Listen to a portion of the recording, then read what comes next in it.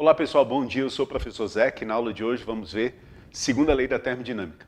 Galera, a segunda lei da termodinâmica é uma das leis mais importantes da física. Ela me dá a seta do tempo, ou seja, em que sentido os fenômenos físicos devem ocorrer para que a gente esteja caminhando para o futuro e não para o passado. Todas as teorias físicas obedecem à segunda lei da termodinâmica, mecânica quântica, relatividade, cosmologia, então ela é uma lei fundamental na física. Bom, podemos dizer que o primeiro marco importante da segunda lei é um artigo de Carnot. Carnot era um engenheiro que estudava máquinas térmicas. E o objetivo dele, na verdade, era simplesmente descobrir de que forma a gente poderia aproveitar melhor o combustível que a gente gasta numa máquina térmica. Ou seja, como que a gente maximiza o rendimento de uma máquina térmica. Gastei ali R$100 de gasolina e quero obter o máximo possível de trabalho daqueles R$100. Galera, Carnot monta uma máquina teórica, na prática ela não existe, tá? Vocês vão ver que não faz nem sentido ela existir. E essa máquina de Carnot, ela teria o máximo rendimento que uma máquina térmica pode ter. A gente chama essa máquina hoje em dia de máquina ideal. Zé, que a máquina ideal quer dizer que tem um rendimento de 100%? A gente vai ver que não. Mas ela tem o máximo rendimento que uma máquina térmica funcionando naquelas condições pode ter. Então, se você fizer um motor de carro, Carnot vai te dizer o seguinte: qual é o melhor rendimento que esse motor pode ter? Se você fez as contas e deu 40%, é porque o limite de rendimento desse motor nas condições dele é de 40%. Como é que Carnot monta a máquina dele? Carnot acreditava em algumas coisas, né? Que eram coisas defendidas na sua época. Primeiro, que não existia moto perpétua. E a gente sabe que isso é verdade até hoje, né? Quer dizer, não tem uma máquina que realize trabalho sem a gente gastar nada. A gente liga a máquina, ela vai produzindo trabalho, e a gente não gasta nenhuma energia. Seria bom, mas não existe. Segundo, Carnot acreditava que calor é um fluido e não energia. Isso é curioso, né? Quer dizer, ele monta a teoria dele com um pressuposto errado, mas ela funciona, tá? Carnot acreditava que calor era um fluido muito fininho, quer dizer, uma substância muito fina que atravessa qualquer corpo. Até porque, né? O artigo de Carnot, ele vem antes da primeira lei da termodinâmica. Percebe, de 24, a primeira lei é de 1842. Antes dos caras concretizarem que calor era energia, Carnot já tinha feito seu estudo. E Carnot dizia o seguinte, ó: além de calor ser uma substância, quanto maior for a diferença de temperatura entre dois corpos, mais rápido essa substância se movimenta. Isso é verdade, né? O calor como energia, é claro, não como substância. Mas quanto maior for a diferença de temperatura entre dois corpos, maior é o fluxo de calor. Imagina, você toca numa chapa de ferro a 1000 graus Celsius e numa chapa de ferro a 100. Você queima a mão mais rápido em qual? A 1000, né? As duas queimam a mão. Mas a chapa que está a 1000 queima a sua mão mais rápido, porque ela transfere calor mais rapidamente para a sua mão. Porque a diferença de temperatura entre a sua mão e a chapa a 1000 é maior do que a diferença de temperatura entre a sua mão e a chapa que está a 100. Carnot também acreditava no seguinte, né? Quando uma máquina térmica realiza trabalho, a gente não gasta calor. Calor é uma substância que atravessa o gás, naquelas máquinas térmicas que a gente estudou antes. E quando ele atravessa o gás, ele realiza trabalho. É tipo como se fosse um rio e a correnteza da água faz girar uma roda.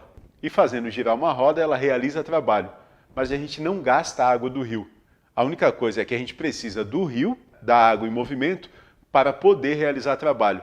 E quanto mais rápido essa água se movimentar, maior é o trabalho que a gente realiza. Então Carnot acreditava nisso, que quanto maior fosse o fluxo de calor, mais trabalho era realizado. E para formular a máquina dele, ele ainda usou um princípio da economia. Carnot observou o seguinte, tá? Sempre que o calor era trocado entre corpos com temperaturas diferentes, não existia trabalho realizado. Tipo assim, ó, eu pego uma pedra a 100 graus Celsius, uma pedra a 50 e coloco as duas em contato. Flui energia da pedra a 100 para a pedra a 50. Essa energia em movimento a gente chama de calor. A pedra que está a 100 diminui a temperatura, a que está a 50 aumenta a temperatura até que role um equilíbrio térmico. E esse processo não gera trabalho, né? Porque para ter trabalho, a gente viu até agora, tem que ter um gás entre as duas pedras. O gás tem que receber calor da pedra quente e mandar um pouco de calor para a pedra fria. Então Carnot acreditava que essa troca de calor entre corpos com temperaturas diferentes era um calor desperdiçado, porque ele não realizava trabalho. Então a gente nunca poderia trocar diretamente calor com corpos com temperaturas diferentes. E com isso ele formula como que seria a sua máquina, né? A máquina de Carnot, ela tinha que operar entre dois reservatórios térmicos, quer dizer, entre duas fontes de calor. Porque o calor tinha que fluir do reservatório mais quente para o reservatório mais frio para eu poder realizar trabalho. Então eu precisava de duas fontes de calor. Bom, a definição de reservatório térmico atualmente é uma coisa que a gente pode tirar calor ou ceder calor e a temperatura dele permanece constante. Por exemplo, imagina uma mistura de vapor de água e água líquida. Vamos chamar vapor de água de vapor e água líquida de água. Essa mistura está a 100 graus Celsius. Se a gente colocar um pouquinho de calor, mais uma porção de água evapora. Se a gente retirar um pouquinho de calor, um pouco de água condensa. Mas a mistura se mantém a 100 graus Celsius, porque a gente sabe que enquanto toda a água não evaporar ou todo o vapor não condensar, a temperatura permanece constante a 100. Então essa mistura de água e vapor poderia ser, dentro de um limite, um reservatório térmico. A gente poderia dar calor, retirar calor e mesmo assim a temperatura ali permanecer constante. Então a máquina de Carnot funcionava entre duas fontes de calor. Uma fonte quente, a temperatura maior, vamos chamar de TQ, a temperatura da fonte quente, e uma fonte fria, a uma temperatura menor, vamos chamar de TF, temperatura da fonte fria. E tinha que existir entre essas duas fontes um gás que realizasse trabalho. Então a ideia era a seguinte, ó. Primeiro, a gente deveria manter a temperatura entre as duas fontes. Por quê? Porque quanto maior fosse a diferença de temperatura, mais rápido o calor fluía e mais trabalho ele realizava, segundo Carnot. Segundo, a gente nunca deveria trocar calor com temperaturas diferentes, porque esse calor sempre seria uma energia jogada fora. Então, Carnot idealiza o ciclo dele o seguinte, ó. É um ciclo, né? A gente poderia começar por qualquer lugar, mas eu vou começar aqui por uma expansão isotérmica. Aquela maquininha de sempre, ó. A máquina de Carnot seria um cilindro com um pistão que pode subir e descer, um gás aqui dentro. E a primeira coisa que a gente ia fazer era o seguinte, ó. Esse cilindro, ele tem todas as paredes isolantes térmicos perfeitos. Então, não sai calor por aqui, nem pela tampa. O único lugar que é permitido sair calor é pelo fundo. Então a gente pega esse gás, ele está à mesma temperatura da fonte quente, né? Vamos supor que a máquina de Carnot funciona entre água evaporando e água congelando. Então funciona entre 100 graus Celsius e 0 graus Celsius. Nessa hora o gás está exatamente a 100 graus Celsius e a gente coloca esse gás em contato com a fonte quente. Em cima dessa tampa aqui, ó, tem um monte de bolinha de chumbo e a gente começa a retirar as bolinhas de chumbo. Quando a gente retira essas bolinhas, o peso desse sistema aqui vai diminuindo. Como o gás exerce uma pressão, ele faz uma força na tampa para cima. Se o peso diminui, essa força para cima ganha e essa tampa sobe. Quando essa tampa sobe, a gente tem uma expansão. Força e deslocamento, lembra? A gente realiza um trabalho positivo. Claro, se a gente realizar esse processo bem lentamente, a tendência é que o gás sempre se mantenha em equilíbrio térmico com a fonte quente. Quer dizer, ó, se o gás tentar esfriar um pouquinho, a fonte quente fornece calor para o gás, de tal forma que a temperatura do gás permaneça constante. Então a gente tem uma expansão isotérmica. Percebe que isso tem a ver com a teoria de economia lá de Carnot, né? Porque se a gente troca calor com temperaturas iguais, a gente não tem desperdício, quer dizer, a gente não tem calor sendo trocado sem realizar trabalho, que é o que Carnot não queria. Depois a gente faz o seguinte, né? A gente tira a fonte quente e faz com que essa parede aqui, ó, também seja um isolante térmico ideal. E a gente continua tirando bolinha. Se a gente continua tirando bolinha, essa tampa aqui continua subindo. A gente continua realizando o trabalho. E à medida que o volume do gás vai aumentando, a temperatura do gás vai diminuindo. Se a gente já pudesse usar a primeira lei, Carnot não fez isso, mas como a gente já sabe, vamos falar aqui, né? Ó, calor, primeira lei, né? Calor é igual a trabalho mais variação de energia interna. Então, se não troca calor, porque as paredes são isolantes térmicos perfeitos e o trabalho é positivo, eu tenho que ter uma variação de energia interna negativa. Lembra? Variação de energia interna negativa, a aula da primeira lei da termodinâmica, significa que a temperatura do gás diminui.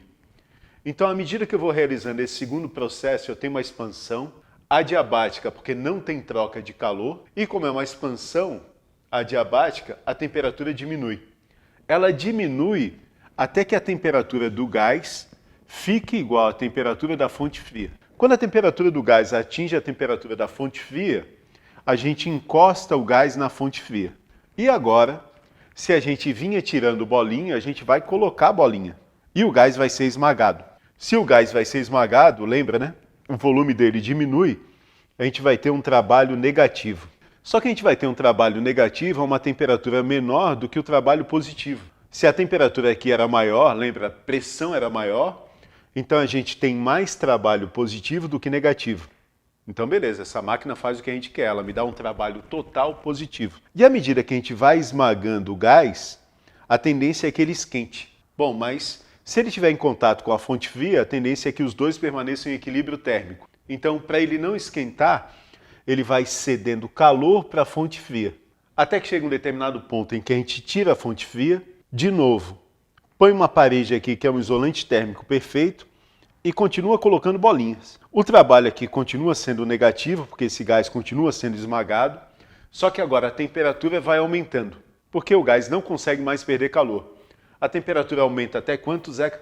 Até chegar à temperatura da fonte quente. E quando chegar à temperatura da fonte quente, a gente volta para o primeiro processo. E depois o segundo, e depois o terceiro, e depois o quarto, até porque Carnot também sabia que toda máquina térmica, a gente já falou disso, tem que funcionar em ciclos, senão ela não faz sentido.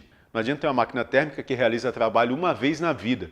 Ela tem que realizar trabalho, e depois realizar trabalho, e depois realizar trabalho. E o ciclo se repete. Percebe que a máquina de Carnot, segundo os princípios dele, era ideal, né? Porque ela nunca trocava calor, ó, aqui, ó, com a fonte quente, com a fonte fria, quando as temperaturas do gás e da fonte eram diferentes, então não tinha desperdício de calor nessa forma. As únicas horas que as temperaturas eram diferentes eram as horas que não tinham troca de calor. Então aqui também não tinha desperdício de calor.